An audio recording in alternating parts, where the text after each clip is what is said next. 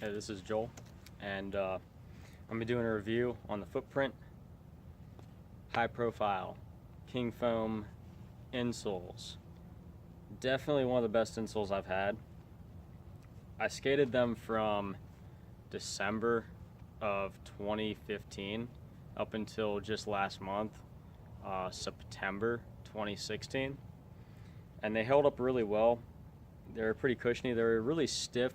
Actually, when they're cold, they're stiff, because right now they're kind of cold. They're not in my shoes, obviously, but they're a little stiff when cold. But after you wear you have them in your shoes for a bit. I think you're actually supposed to bake them, but I didn't do that. I think you're actually supposed to put them in like an oven or something for a little bit. There is some instructions about that, but I just figured I'd break them in the old-fashioned way, I guess. So I did, and they did really well. I jumped down some small stuff in them. Over the past year or two, I haven't really been jumping down anything real huge, so my body doesn't feel like doing it anymore, plain and simple. But what I did skate though, like small and medium-sized gaps with and just in general skating, just like kind of flat ground, grind boxes, ledges, flat bars, little small gaps, mini ramps, things of that nature. They did great. Even when I think I tried to ollie something a little bit bigger. They held up good for that too, from what I remember. They were really protective.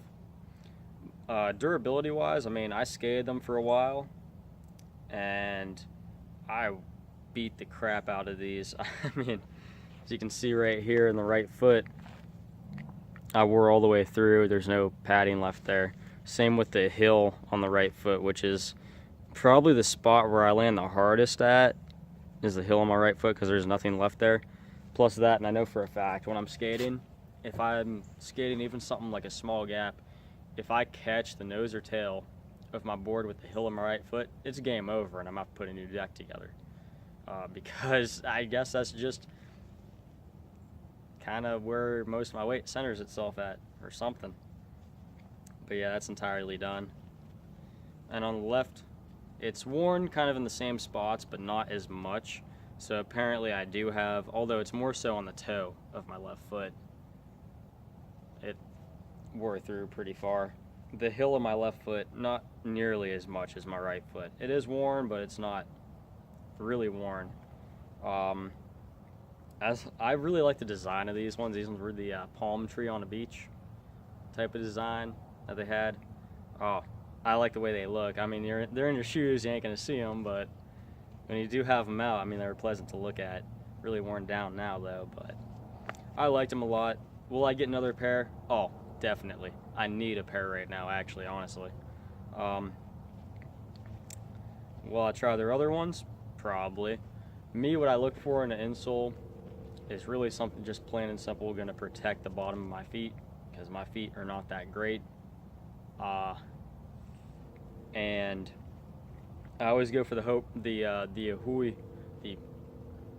English and words just don't always agree with me.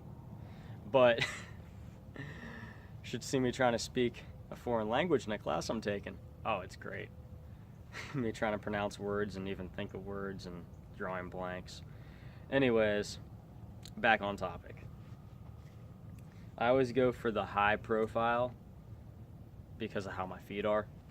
I need that extra cushion, and these were able to supply it for a good 6 months, I want to say.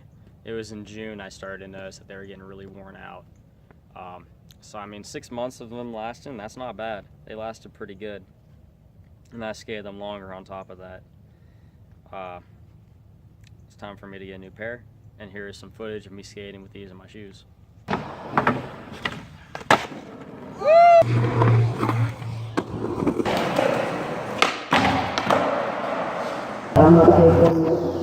Woo!